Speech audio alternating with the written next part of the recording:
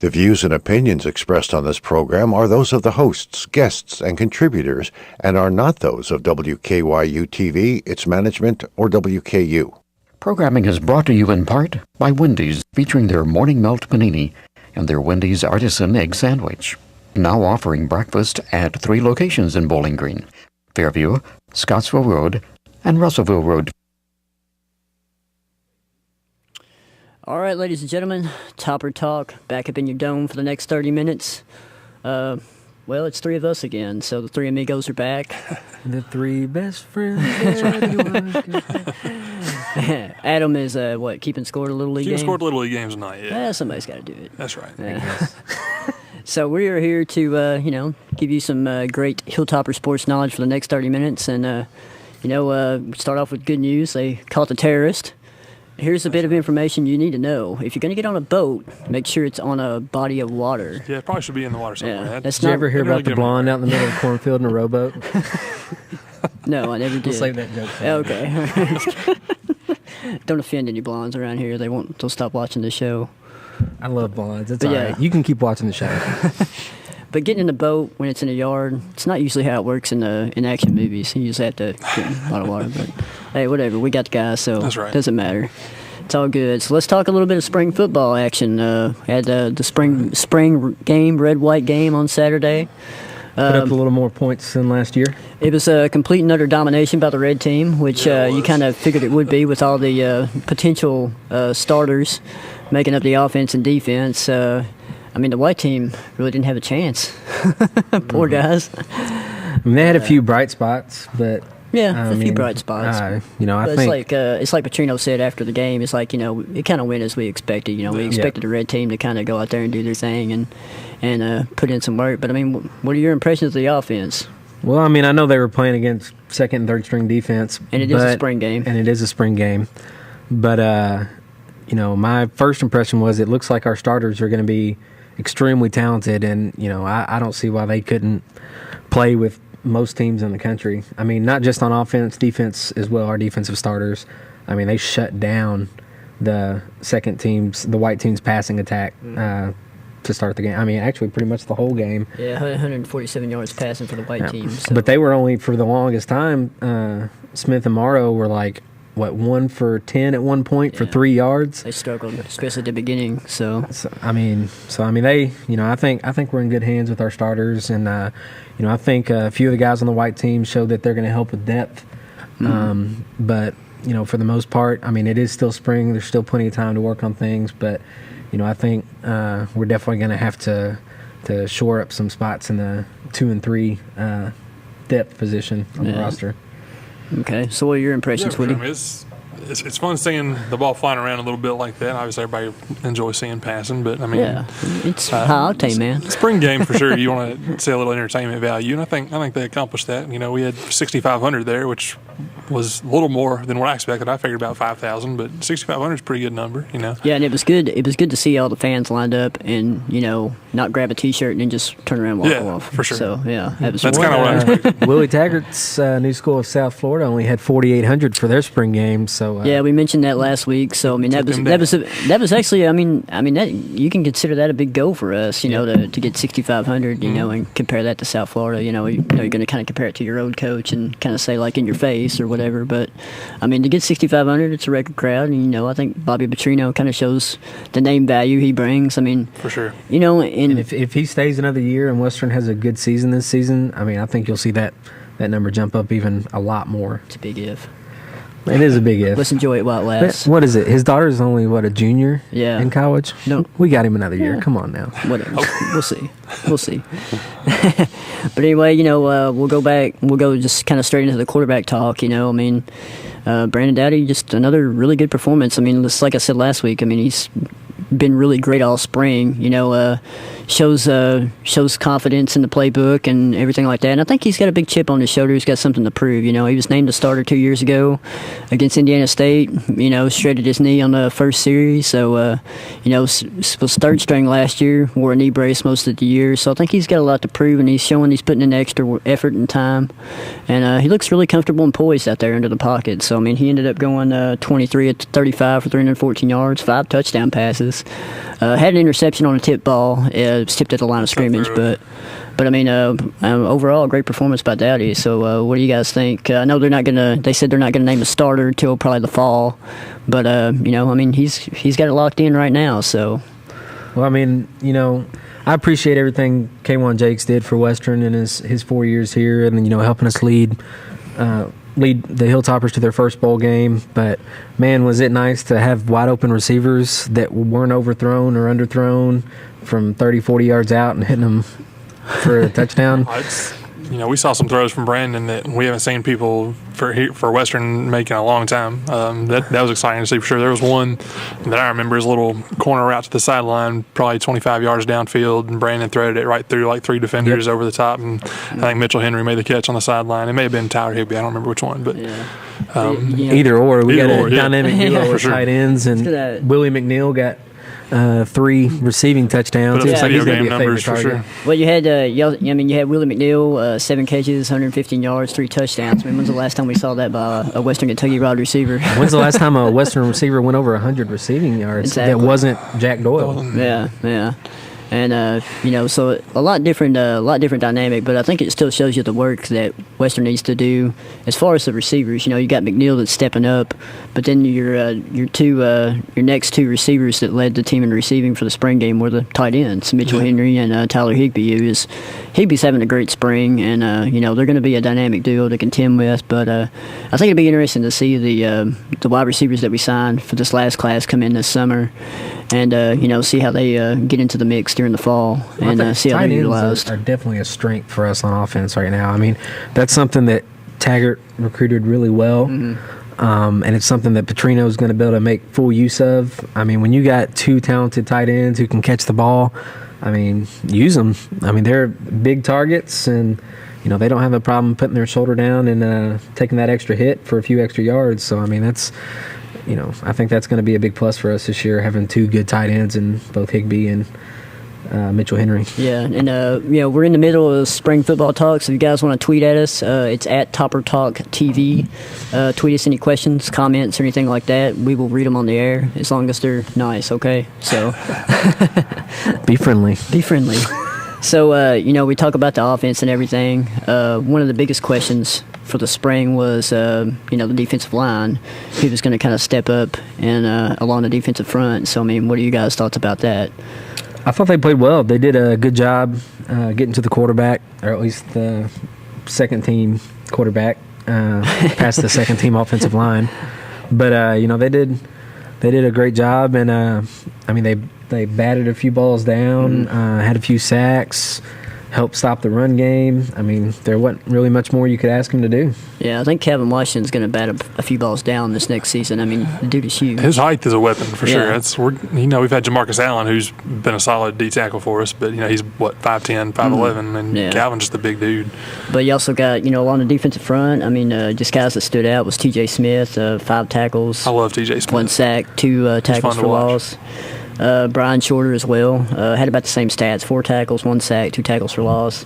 I think another big contributor was the JUCO transfer from Texas, Raphael Cox. Yep. He stepped up. I mean, he's a big body too. Yeah, I mean, he stepped up, had 3 tackles, 1 sack, 2 tackles for loss, and a pass breakup. So, he had a fan section up near us, I think. Every time they said his name on the PA, they got pretty loud and excited for him. So I mean, that's good to see. To see JUCOs like that come in and make an instant contribution. And he's on the red team, so he's factored in to be a potential starter for the fall. So I mean, it's always good to see kids come in like that. And you talk about the defense too. I mean, new kids that come in are early enrollee. Devontae Duclos, he was on the red team too in the linebacker spot. He was impressive. I think he had like 2 or 3 tackles, but it's kind of good to see that he's progressed really well during the spring and to be considered for a starting job in the fall. For a kid that should still be in high school, right? Yeah, I know him and Chuck Franks have been kind of running with the linebacker first team all through the spring, but the spring game they decided to go. I know with they Duclos, kind of moved Barry Boyd from outside linebacker to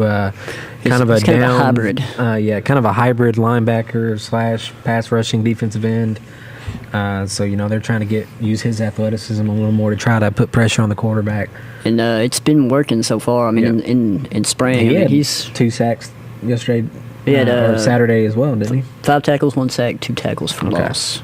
But yeah, I mean he's he's been wreaking havoc along the defensive end. Like I said, they've been kind of using him as a hybrid linebacker, defensive end type. So he's been doing a really good job of putting pressure in the backfield, kind of putting his nose through there and busting up some run plays too. So I think our defensive line, while it was the biggest question coming into the spring and everything, I mean, I think it's going to do really well. I mean, I know we got to replace a lot of people, but I think it'll end up doing well. And I mean, you got to think our linebacker core and our secondary, I mean, very experienced in that front, Sure. So, I mean, if we get some defensive front people to come up there and make some plays, I mean, our defense is probably going to be pretty solid. Our defensive backfield, like our defensive backs are, I mean, that's going to be the big strength for us this year. I mean, outside of, I'll throw the SEC out there, but outside of there, I don't know many teams are going to have a better secondary in the country than us Nope, right now. I know I it's agree kind of a with you. lofty statement, but they're pretty tough. Yep. I mean, with Arias Wright, Jonathan Dowling, Those Cam are all Thomas. multiple year starters and been big contributors for Yep. sure. And you talk about Cam Thomas too. I mean, he's kind of a guy that's kind of stepped up. I mean, went he had a from good year being last year. that nickelback DB last year to actually earning more playing time as a cornerback, and then this year, he's one of the starting cornerbacks and two interceptions Saturday. 2 interceptions. One was a gift, but Yeah, one was a gift. Like, take what you can get. For sure. take him. You'll take him. But he's definitely emerging as a big playmaker in the defensive secondary, along with Dowling and like I said, Arias Wright, Tyree Robinson. I mean, so we're pretty stacked. And Keontae Young, of course, he didn't play during the spring game. He injured his wrist during one of the scrimmages. But I mean, that's another good. We just got great depth in the defensive secondary. So I mean, that's not going to be a problem. We also got a tweet here from Graham Thurman. Hope I'm saying that right. It's at Graham_Thurman. Asks if we see DeMarcus Smith making a comeback in the fall to compete for the starting quarterback position. Look, I mean, DeMarcus Smith you can't argue that he's got talent, that it's there. I mean, it's apparent. I mean, he on the run, we were talking about this before we went on the air. On the run, trying to escape the pocket, escape the pressure, he threw basically a 70-yard bomb down the field. It wasn't on target, and it got intercepted. That was the But gift. That the was the fact gift that- Cam Thomas had. That was the gift for that him. gift to Cam Thomas we were talking about just a second ago. But the fact that on the run he could throw it 70 yards down the field, I mean, that's impressive. Impressive, but The he raw didn't complete it to ability the is right pass. Yeah, definitely there. Yeah, but I'm just saying the raw ability. I'd rather him complete it to the receiver. Not Well, I agree. I'm just saying. But I'm just saying the raw ability is there. So that's one of those where, I mean, I think it's Dowdy's job to lose, as we've talked about, and even going into the fall, I still think it's Dowdy's job to lose. I think maybe he might work his way into the number 2 spot, but I still think right now James Morrow has a little bit of a heads up on him. But DeMarcus Smith, he hasn't played in a couple years. He's still knocking that rust off. So he's got plenty of time to try to get it together. Yeah. Definitely. What are your thoughts, Woody? I mean, honestly, I'm anxious to see these other two quarterbacks we've got coming in now. We got another commitment from a JUCO guy yesterday. I think the fact that Everybody's kind of surprised about that. Yeah. We'll talk about that here in a minute. You can go ahead and talk about it. I was just going to say the fact that we're still looking for a quarterback, tells me that the job's definitely still up in the air. And, we've heard a lot about the Porter kid that's coming in, too. He followed me on Twitter yesterday. Shout out to him. But, I think he's I've heard a lot of good talk about him, too. So, it's definitely going to be anxious. It's obviously the whole high-profile position on the team. Everybody wants to follow that one. But Incoming freshman quarterbacks love Woody on Twitter. That's right. But it's going to be interesting to follow for sure. I don't see Smith necessarily getting the job. I think he's definitely got the ability, but Yeah. he just needs to focus up, learn the playbook, get his fundamentals back down, and just work on getting better for now before we worry about being a starter. It all goes back to he can play college football in almost 2 years, and just going to all the spring practices and everything. He's got a lot of just technique work to do with his footwork and his positioning, throwing the ball. Talented, no doubt. I mean, I think like the best scenario for him to make plays, and we could also, you could for sure see this during the fall, is if we're getting inside the 10-yard line, to line him up in the shotgun, have him do a rollout, either run it or pass it. But just during the spring, he he struggles a lot with his accuracy issues, especially in mid-range passing. Just simple plays like screen plays and slants. He throws behind the receiver, low balls, everything like that. So he needs to practice a lot on his technique, his footwork, and I'm sure Brom, the quarterback guru, will be helping him out with that this summer. But as far as him coming in and compete for the starting job in the fall, I don't see it happening. But I can see it be a possibility, next year. Mm-hmm. But it's like you said, we got Porter coming in, and you got the Fishback kid, the JUCO from California. So I mean, the quarterback battle will be pretty interesting come summer and fall. With those two coming in, because there's a little bit of hype around the Porter kid. You look at his highlight videos and all the coaches like him. Everybody keeps saying he's kind of a prototypical Petrino quarterback as well. So, and he's a lefty too, so it's always cool. But it'd definitely be interesting with all those 4 quarterbacks. Be interested to see who gets in the rotation, who gets redshirted, and things like that. I mean, obviously you kind of think that Porter might get might get a red shirt, but I mean, you never know. I mean, I think Petrino's going to kind of wait and see on that, and see how they do when they come in the summer and fall. So. But any other takes on the spring game, fellas? Well, we got a couple more questions here on Twitter. One from Tad Phelps wanting to know. What was the pass-run ratio during the spring game for the Topper offense? I don't have time to do the math, but there were 69 passes to 57 rushes between both teams. So, it was pretty even. Petrino has said, he's going to continue to run the ball. We have a stable of running backs, so, I mean, there's no point not to use them. And, Andrews, he didn't have, outstanding numbers, but it's a spring game, And, I mean, you got a lot of depth at running back. It's no reason to run your horses out early. I mean, the running backs will be there. And, a lot of people are going to say, well, Petrino's running the offense. We're going to pass the ball a lot. It's not necessarily true. I mean, we got tight ends. He uses tight ends a lot in his offense, runs the ball whenever he wants to. I think the big thing about this offense is it's going to be more explosive. And here's the thing. Here's a good scenario right here. I mean, look at time of possession. Red team, almost 16 minutes of possession time. White team, 44 minutes. Who won the game? The red team. Scoring fast. We're kind of transitioning from Taggart, who like to hold the ball as long as possible, and do the time of possession, win the battle of time of possession. And we got Petrino, who could care less about time of possession. He wants to put points on the board. Exactly. So, I mean, it's going to be a more explosive offense. And it's like you said, from spring game. It won't be all on Andrews to try to carry the load all the time. Yeah, and it's going to be a lot more spread out. It's going to be even. I think the passing and running, it'll be even. And it's just going to depend on the scenario of the game, too, where they're at in the game and the situation and everything. So, that's my opinion on that. A lot of people have false pretenses on a Petrino offense, but it's pretty balanced if you look at it. And he's had great running backs where he's been. It's Kobe Smith, Michael Bush, Nile Davis at Arkansas. So I mean, he's produced NFL talent at running back as well. So can it be safe to say, Woody, that you have a Twitter stalker? Lord Kaj, I know you're out there enjoying the show. You're blowing up my phone in my pocket, man. Hope you're enjoying it, man. If y'all know Kaj, just my boy.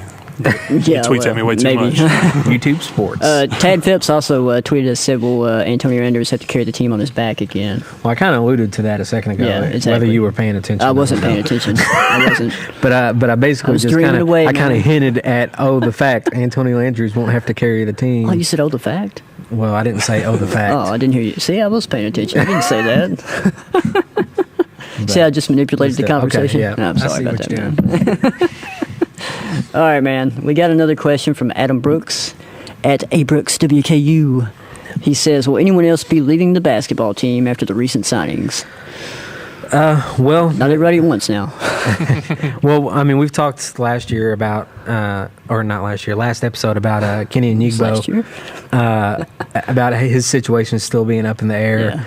Yeah. Right now he's still on scholarship, but who knows how that might play out as far as what the charges may be down the road and stuff like that. And then you also the new kid Edmonds that signed technically. He hadn't signed. Yeah, that's what I was saying. Technically, he hasn't signed yet. It was a verbal commitment.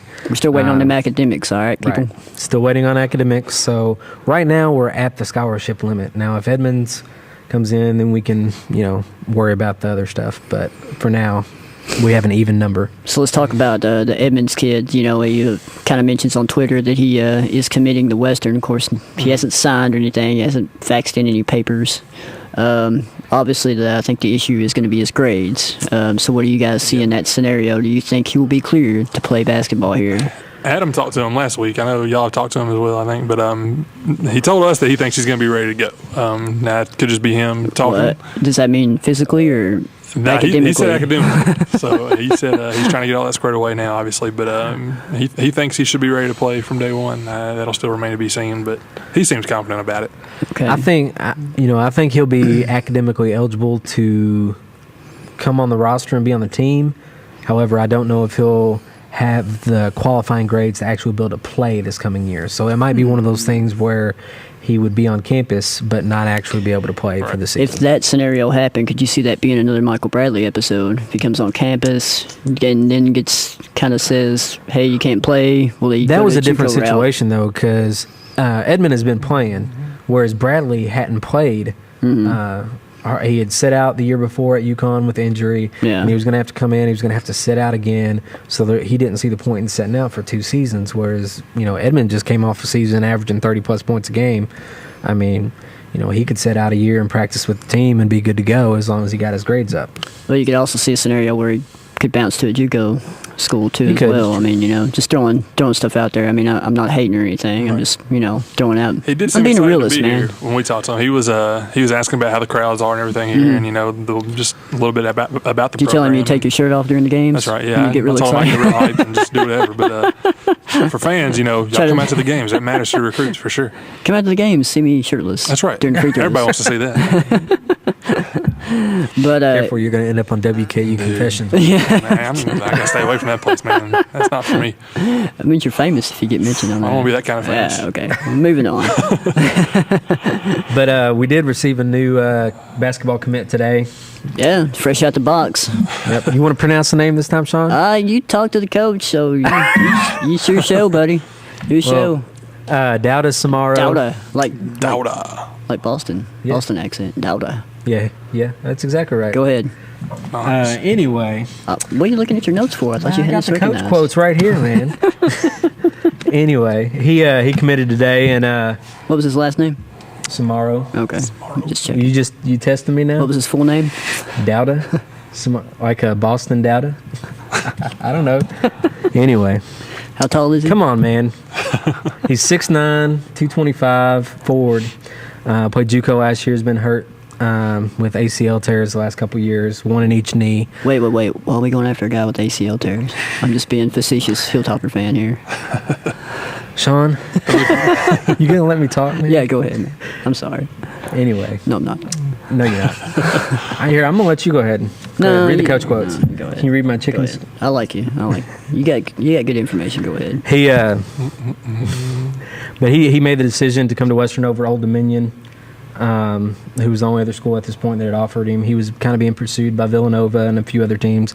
Old Dominion will be in Conference USA with us next year, so that's kind of nice to get a one-up on them already. Those Monarchs. But speaking with his coach, he does brings a lot of energy. Is a hard worker. He's a guy that can get up and down the court, so he doesn't mind playing a fast-paced game. Likes to run. Is athletic. The coach he spoke very highly of him for the fact that you won't meet a kid that works harder on or off the court than what he does. And he basically said, the whole reason he chose Western was that WKU coaches stayed loyal to him, even when he got the injury. They stayed in contact, kept talking to him, while other teams kind of started to back off a little bit or kind of made him their second option. Western, stayed on him pretty hard, and, he appreciated the loyalty. So. Yeah.